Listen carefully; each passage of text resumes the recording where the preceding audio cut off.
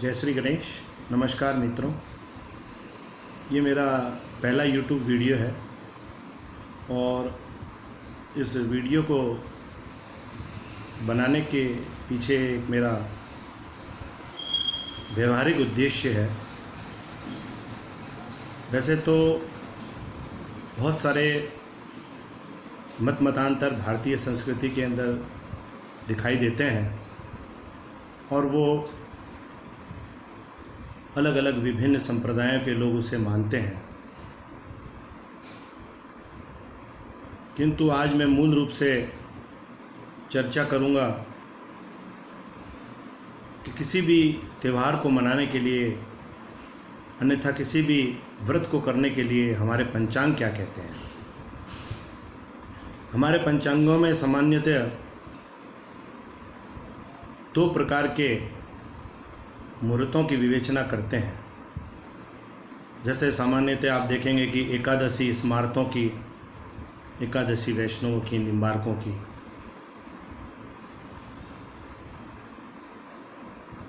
उसी प्रकार विभिन्न विभिन्न तिथियों पर पड़ने वाले व्रत और त्योहारों के विषय में स्मारत और वैष्णव विचार काफ़ी हद तक प्रचलित है। इन दिनों में मैंने लगातार ये देखा है कि लोग अपने आप को वैष्णव मानते हुए और वैष्णव विचारों से प्रेरित होते हुए वैष्णव व्रत करना प्रारंभ कर देते हैं, किंतु वो कभी पंचांग खोलकर देखते नहीं कि स्मार्त और वैष्णव विचार के पीछे पंचांग कहना क्या चाहता है। पंचांग ये कहता है कि जो सन्यासी है, जो धूमावती औरत है जिसे विधवा कहते हैं, अन्यथा वो जो किसी वैष्णव या निम्बारकाचार्य से कंठी या शब्द ले चुका है या शब्द इंगित करवा चुका है अपने शरीर पर, और जो घर का त्याग कर चुका है, वो ही वैष्णव विचार का हकदार है। बाकी जितने भी लोग हैं वो सभी स्मार्त व्रत ही करेंगे। और एक आश्चर्यजनक बिंदु ये है कि जिसके उपलक्ष्य में मैंने ये वीडियो बनाया है, वो मैं आपको बता देना चाहता हूँ कि हम तिथि और वार को तो समझते हैं, पर नक्षत्रों की गणना के विषय में हम एक विचित्र अवस्था में हैं। उदयमान तिथि को मानते हुए वैष्णव संप्रदाय निम्बारकाचार्य यदि एक क्षण भी उदयमान तिथि में वो सूर्य उदय के पश्चात वो तिथि पड़ जाती है, तो वो उस तिथि पर ही उस सारा त्यौहार को या व्रत को मान्यता देकर बैठे हैं। किंतु आप गौर करें कि हम जितने भी त्यौहार मनाते हैं वो सब स्मारक प्रवृत्ति के ही हैं। अब आपको मैं एक लगातार 3 उदाहरण प्रस्तुत करूंगा। मान लीजिए सूर्य उदय हुआ तृतीया को, किंतु दोपहर में करीबन 2.5 घड़ी, 1 घड़ी, 2 घड़ी पहले, यानी कि 12 बजे से पहले यदि चतुर्थी आ जाती है तो उस दिन गणेश चतुर्थी मनाई जाती है। यही व्यवहार रामनवमी के लिए भी ले लीजिए आप। मान लीजिए कि अष्टमी का उदय हुआ और तत्पश्चात मध्याह्न में 12 बजे के आसपास, 11, सवा 11, 10:30 के आसपास यदि नवमी तिथि आ जाती है तो लोग रामनवमी का व्रत उसी दिन करते हैं। राजस्थान में एक प्रचलित है कजली तृतीया। मैं देखता आ रहा हूँ कि पिछले कई वर्षों से 2-3 सालों के बाद एक बार वो द्वितीया के दिन हो जाती है। क्यों हो जाती है? क्योंकि सायंकाल सूर्य चंद्रोदय से पहले तृतीया तिथि यदि आ जाती है तो कजली तीज का व्रत उसी दिन होता है। किंतु एक आश्चर्यजनक बिंदु यह है और सभी मान रहे हैं।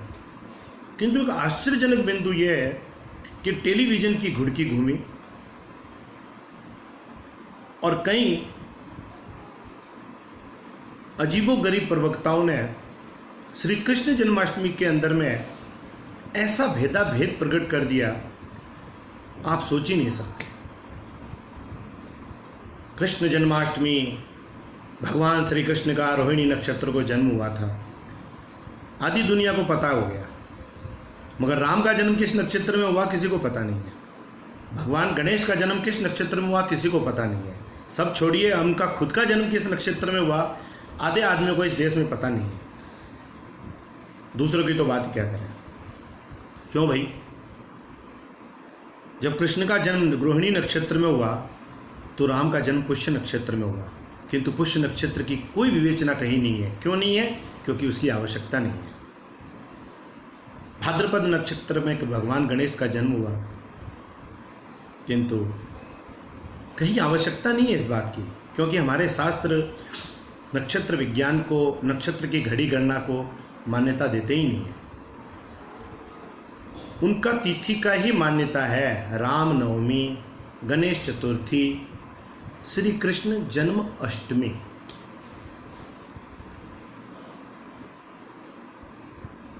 प्रचलित तिथि जिस समय रात्रि को 12 बजे अष्टमी पड़ रही है, कुछ भी नक्षत्र हो उसमें कोई मतलब नहीं है, क्योंकि भगवान श्री कृष्ण का जन्म आपको रात को 12 बजे पूजा करने की आपकी वंश परंपरा है। भारत में कुलाकुल परंपरा है, पूरे भारतवर्ष में लोग मनाते हैं। रात को 12 बजे तक जागते हैं, भगवान श्री कृष्ण का जन्मोत्सव मनाते हैं। तो अष्टमी तिथि सामान्यतः सप्तमी के दिन रात्रि को आ जाती है। ऐसा नहीं है, अगले दिन भी अष्टमी को भी आती है, परंतु सामान्यतः सप्तमी तिथि को अष्टमी तिथि आ जाती है। हमें श्री कृष्ण जन्माष्टमी उसी दिन मनानी चाहिए। हमें अगले दिन श्री कृष्ण जन्माष्टमी इसलिए नहीं मनानी चाहिए क्योंकि रात को अष्टमी के दिन 12 बजे अष्टमी तिथि नहीं होती है कई बार। और ये जो रोहिणी नक्षत्र का टंटा है, ये तो मैं आपको बता देता हूँ कि इस बार श्री कृष्ण जन्म अष्टमी के दिन, जो अष्टमी का उदय तिथि है, उसके दिन पूरे दिन और पूरी रात रोहिणी नक्षत्र नहीं है। रोहिणी नक्षत्र तो नवमी की तिथि में है। तो क्या वो आप नवमी की तिथि को गणेश श्री कृष्ण चतुर्थी मनाओगे, श्री कृष्ण जन्माष्टमी मनाओगे? नहीं। क्यों? क्योंकि ये टेलीविजन का घुड़का है। रोहिणी नक्षत्र, कृष्ण भगवान, ये वो फलाना ढिमका, और इनके अंदर सारों के अंदर प्रभाव है इस्कॉन का, सारों में प्रभाव है निम्बार्क पंथियों का, क्योंकि वो इस बात पर प्रेशर देते हैं कि उदयमान तिथि के अंदर ये ऐसा होना चाहिए। पर दरअसल हमारे यहाँ ऐसी विवेचना है ही नहीं। मान लीजिए कि उदयमान तिथि सप्तमी थी, मगर हमारा जन्म दोपहर में 5 बजे हुआ और तिथि अष्टमी हो गई, तो हमारा जन्म अष्टमी को माना जाता है।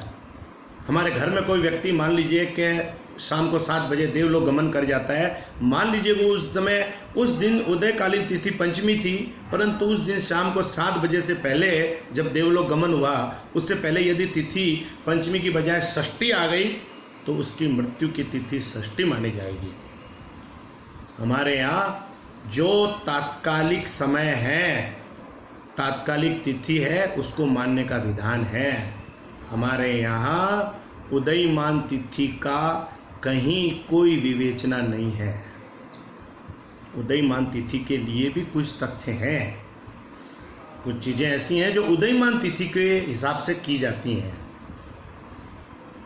जैसे घट स्थापना, हम घट स्थापना जो है वो उदयमान तिथि के हिसाब से करते हैं कि उदयमान तिथि वाले दिन हम घट स्थापना करेंगे।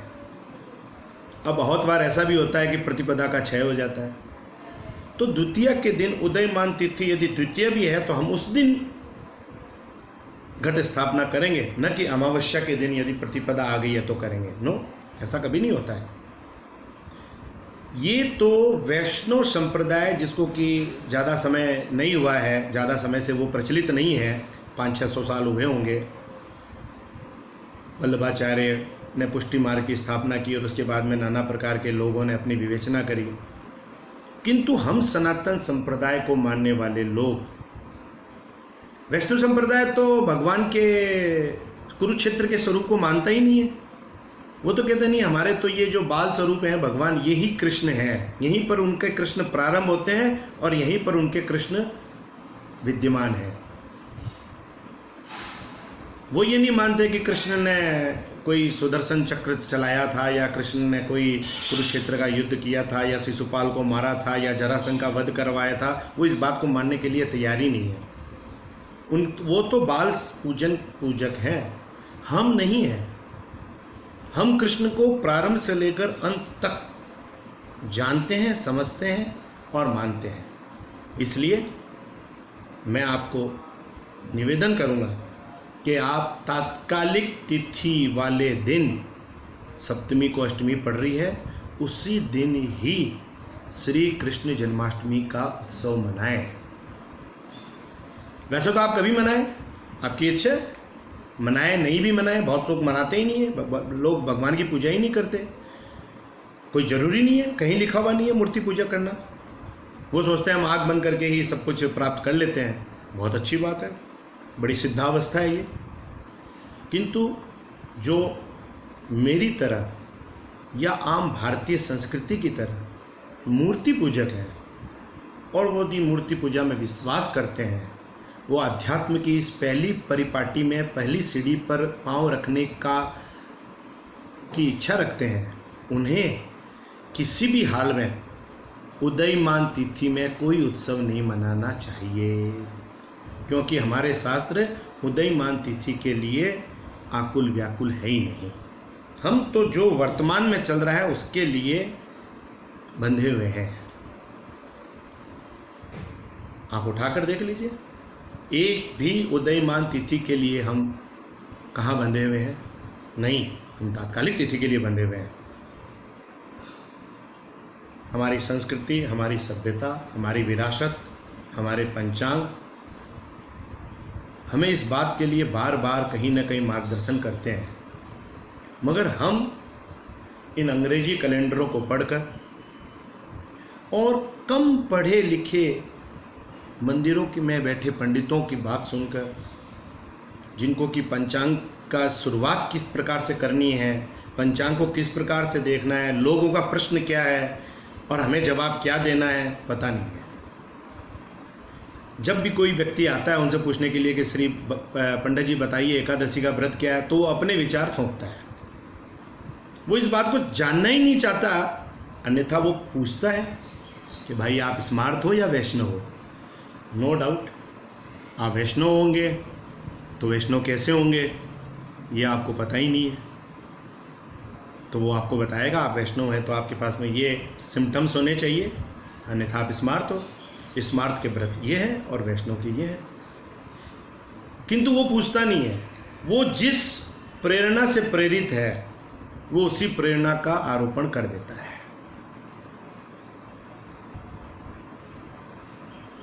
कृष्ण मंदिरों में सभी कृष्ण मंदिर कहते हैं हम वैष्णव मंदिर हैं। कैसे भाई, क्या तथ्य हैं आपके पास में कि आप वैष्णव मंदिर हो? आप वैष्णव मंदिर कैसे हो? सभी कृष्ण मंदिर वैष्णव मंदिर नहीं है। और यदि सभी कृष्ण मंदिर वैष्णव मंदिर है तो फिर सारे शंकर के मंदिर और सारे काली के मंदिर भी वैष्णव हैं, क्योंकि वो कृष्ण तो वैष्णव है और शिव और महाकाली तो महावैष्णव और महावैष्णवी है। ऐसा नहीं है, ये मतांतर है। किंतु हमें यहाँ पर त्यौहार की चर्चा करनी है कि हम त्यौहार को तात्कालिक तिथि के हिसाब से मनाएं तो ही उचित है। क्यों? क्योंकि आप स्मार्त हो। नमस्कार, जय श्री कृष्ण, जय गणेश।